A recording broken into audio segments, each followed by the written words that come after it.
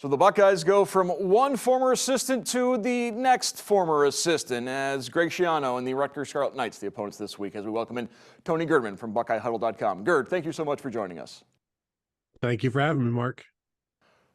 Ryan Day and Greg Schiano, they worked together under Urban Meyer, and it was Ryan Day named the interim head coach and not Greg Schiano beginning the 2018 season. And then the end of that season, Greg Schiano went a different path. Is there a complicated backstory between Day and Schiano? I don't know if it's complicated. It's just, I think, one of those coaching fraternity backstories where anybody is 4 degrees of separation from everybody else. It's just those two are, offensive coordinator and defensive coordinator of the same team. I do remember that 2018 season, Ryan Day talking about how much he leaned on Greg Schiano as a former head coach to be able to direct him in the games where he had taken over for Ohio State. They do have I'd say an up and down relationship. I think if Ryan Day probably wanted him to be the defensive coordinator in 2019, maybe Greg Schiano sticks around, but obviously that didn't happen. So maybe there's certainly a history. I wonder exactly how complicated it has been and if it's less complicated now. Is Rutgers a good football team this year? They're not bad in that they're 5-0 at home. They're 6-2 on the season. However, they haven't beaten anybody who is over 500 this year. The 2 good teams that they have played, they have lost to. So I don't know if they themselves are good. You look at that offense, they can run the ball, but they can't throw it. And it's not a difficult offense necessarily to stop. The defense is solid. I think they get a lot of their job done just by keeping the ball, keeping it away from the opponent. So I don't think they're good. I think they're not bad, and they've gotten away from hurting themselves more than they have in the past. And sometimes all you need to do to win is avoid losing. And I think Rutgers has done a better job of that this year. One of those losses by Rutgers to Wisconsin, who, of course, Ohio State just beat this past Saturday up in Madison. TreVeyon Henderson back in the lineup. That was the good news. On Tuesday, some bad news. Mayan Williams done for the year after a knee surgery. So it's imperative now to keep TreVeyon Henderson all the more healthy now. Yeah, for sure, especially if they still want to go ahead and redshirt Dallin Hayden. But just in terms of the depth, yeah, you want to keep TreVeyon Henderson healthy. But in terms of the production, you definitely want to keep TreVeyon Henderson healthy because he is their most productive back. And what we saw against Wisconsin might be more of what we can see down the road as long as he's getting the ball 20 times and they're blocking effectively for him. If you give him the ball enough, he's going to make something happen. And the great thing about last week for the Buckeyes is he made something happen on more than most of his carries and is just a guy who was keeping them ahead of the chains, and then would also get 3 first downs in one carry rather than half of a first down in a carry. So that production is huge for them, and I think it's huge for the passing game to keep Kyle McCord from being predictable. And until he's a more consistent player, a running game is the quarterback's best friend. But in terms of the depth, Mayan Williams just never looked right this season. So losing him for the rest of the year, I don't know if that answers the question of why he didn't look right. Maybe he was dealing with something. But I expect they'll, Chip Trayanum was the backup running back before. He'll continue to be the backup running back. I just wonder what happens with that number 3 position because they still have a couple of games, I think, to play Dallin Hayden and still preserve his red shirt. But, they still have Xavier Johnson who has played the position. They still have Evan Pryor who has played the position. So I think they can get away with keeping Dallin Hayden on the bench provided they don't suffer any further injuries. Let's continue with this injury theme. Kyle McCord dealing with some sort of lower leg issue, an ankle. We certainly saw him limping quite a bit against Wisconsin. According to Ryan Day, he toughed it out, showed that toughness in the second half against the Badgers. And with Devin Brown continuing to be sidelined, that's a major concern that if Kyle McCord can't go, oh boy, Buckeyes are in trouble. Yeah, and the return of Devin Brown would be great. I did want to go into Tuesday's press conference with Ryan Day asking if Kyle McCord could use a week off like C.J. Stroud got in 2021, but C.J. Stroud's week off came against Akron in September, and you can't really do that in November. And just the way that Ryan Day was talking about the injury and toughing through it, it was something he wasn't really interested in leaning on in terms of the injury affecting him or whatever. Just saying, everybody's dealing with stuff right now. You've got to tough it out. And I think the feedback that he's gotten from Kyle is that he's fine and he'll do whatever it takes. And it's not one of these things where Kyle's asking for a week off. He'll go out there for every snap that he can. And as long as he's able to walk, I think he'll be out there.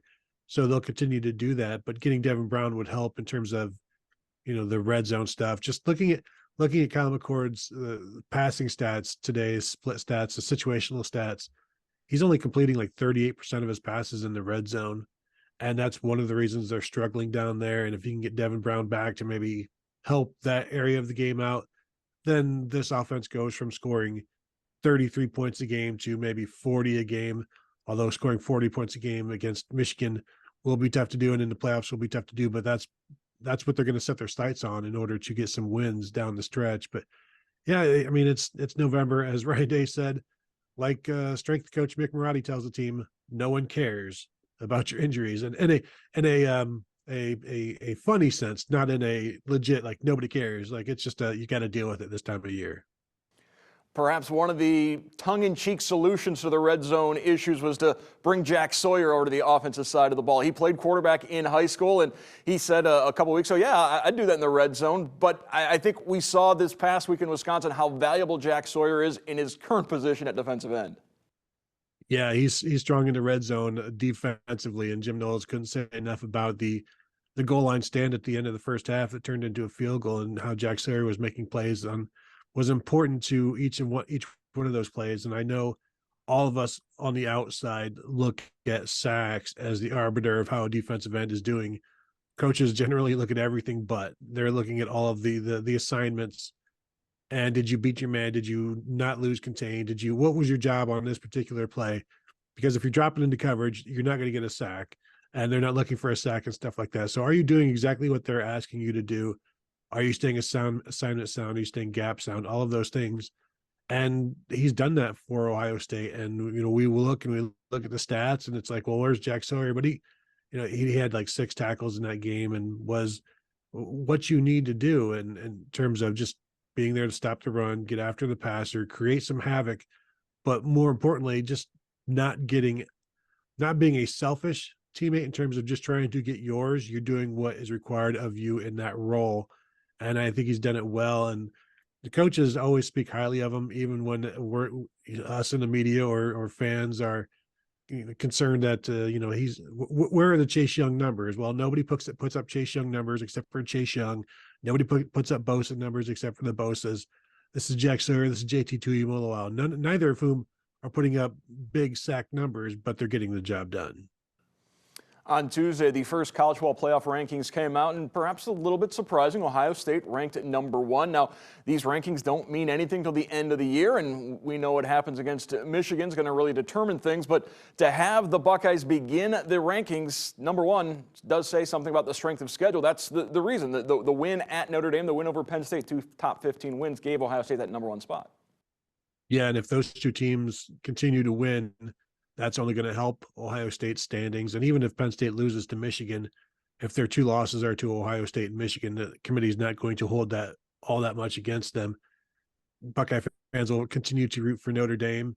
But yeah, I mean, they have the 2 best total wins of the ranked teams. Georgia and Michigan, neither one of those teams have a ranked win this year. Florida State has a ranked win over LSU, and those are the only top 25 wins among the top 4 teams. So with Ohio State's ranking, or with their record, the strength of schedule, this was I think the logical pick. And I think some of us were surprised that they went with the logical pick. But if you're doing it week 1, that's probably the best time to do it, especially when Georgia and Michigan really haven't played anybody yet. Once they start doing that, then you can get into more of the eye test and things like that, where if you put them head to head, who are you taking? But I thought it was interesting. The committee had these 4 teams all ranked in one group, with Washington slightly behind them because of the way they'd played the last couple of weeks. Do you think there's a possibility, similar to last year, of 2 Big Ten teams getting into the college football playoff? Yeah, definitely. Although I'm not sure if Michigan can get in without a win over Ohio State because their lack of non-conference schedule has been that's been held against them in the past. It'll probably be held against them again. So if Ohio State beats Michigan, I don't see two Big Ten teams in there unless maybe Penn State is that other Big Ten team because they'll have at least a win over Michigan. But yeah, I think if Ohio State loses, they still have a very good chance. I expect the ACC, Florida State was probably going to go undefeated. You think the SEC, Georgia may go undefeated, but we rarely see we never see four teams undefeated, and they rarely see as many as three. So I still think Ohio State has a pretty good chance. And in terms of being the first number one, the initial number one, and the initial college football playoff poll of the first 9 years, only twice has the first number one team not made the playoffs, and that was last year with Tennessee and the first year with Mississippi State. Ohio State heads to Rutgers on Saturday. Kyle McCord's father, a former quarterback for the Scarlet Knights back in the day. So that'll be an interesting subplot to the game Saturday at noon. I want to thank Tony Gerdeman from BuckeyeHuddle.com for joining us. Thank you, Gerd. Thank you, Mark.